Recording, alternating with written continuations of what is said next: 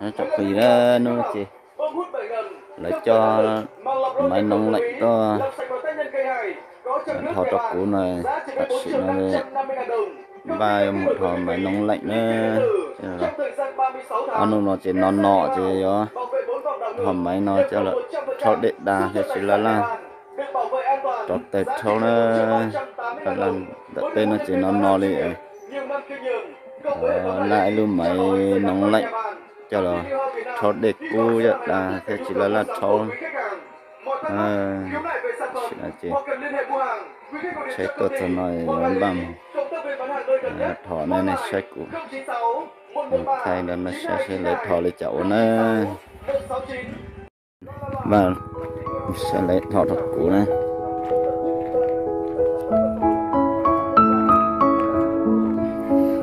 nó chụp phì nó tốt thọ máy cho để cũ thật cũ nó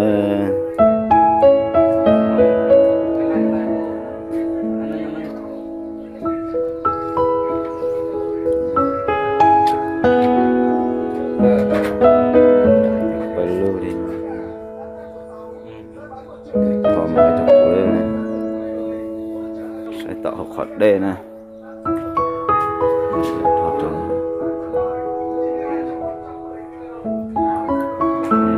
tạo bị thọ sang chỉ thọ tàu của mạng này tay này sai thọ lòng đi chậu nè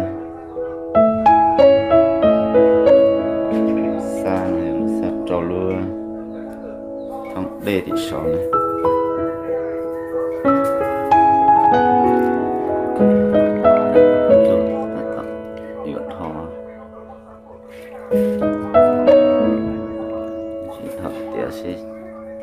dòng đi chậu nè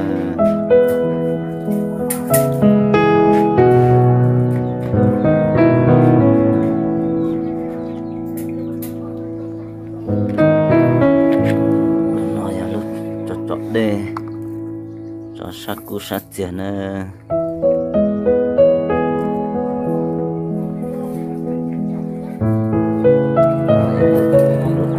lúc chọn đê lúc đá này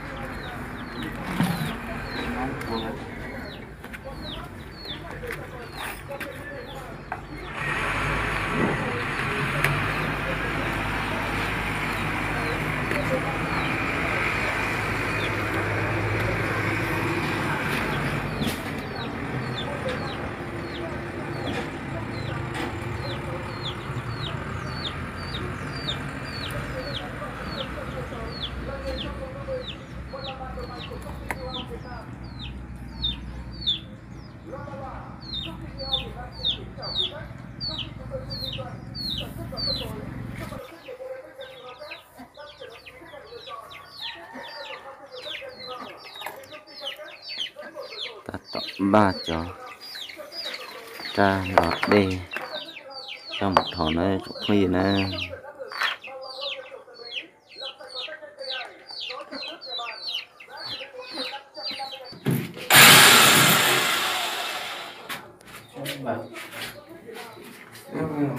không ăn này kia cứng lắm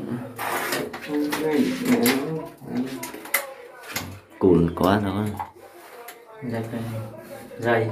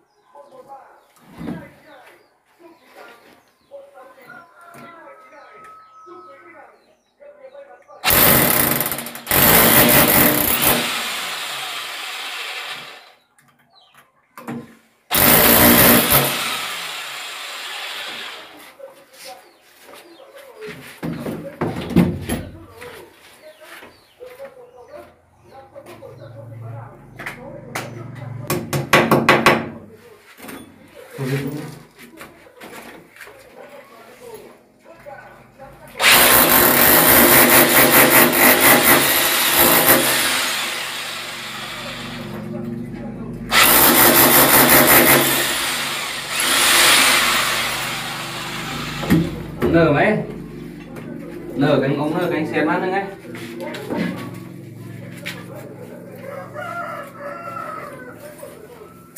Thiệt lên đấy ý à? Kẹp đấy.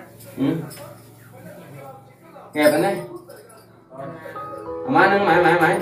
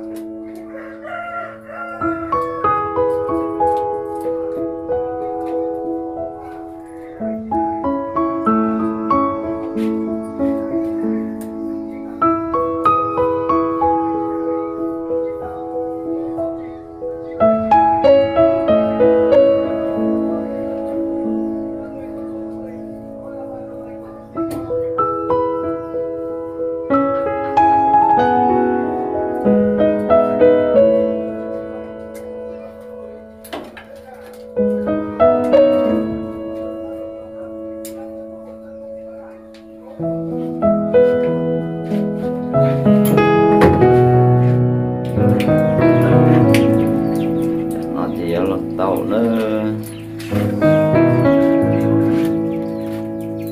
Học pin lên má. Đi đi. Tiền này chụp pin này.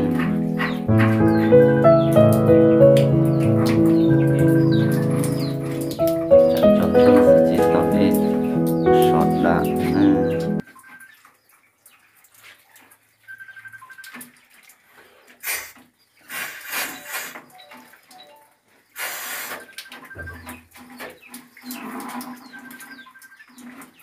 Không phải quá. Xiên nữa.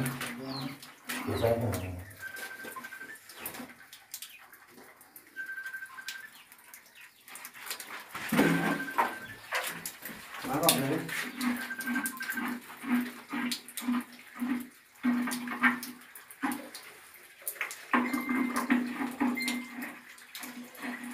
Bọn em 5.000 một khối. Ở đây là hơn 2.000 sao? Hơn 2.000 đúng không? Ừ. Nó hơn trong mình đúng không? Vâng. Cái tạ chụp phi đó chụp tạ xin là gì? Cái tạ gì? Đặt để ra. Có trực tiếp à? Xin là chỉ lát tan cho nó chọn tôi chỉ tầm để sốt đá này.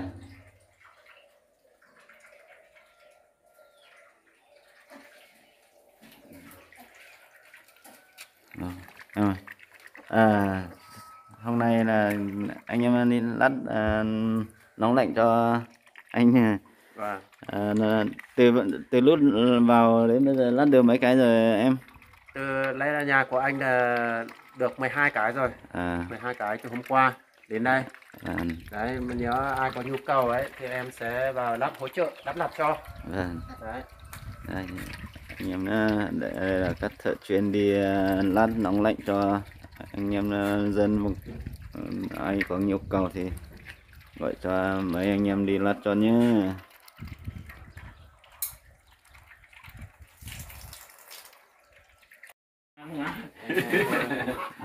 Hôm nay anh em đi lát nóng lạnh cho gia đình xong là anh em còn mua hộ váy đi cho các con gái nữa nhé. Đây, nhà cũng bán váy, anh em cũng mua hộ một hai cái váy đi cho các con gái nữa. Anh em ai có nhu cầu lát nóng lạnh thì gọi cho mấy anh em này đi lát cho nhé. Lát xong nóng lạnh còn mua hộ váy cho nữa nha.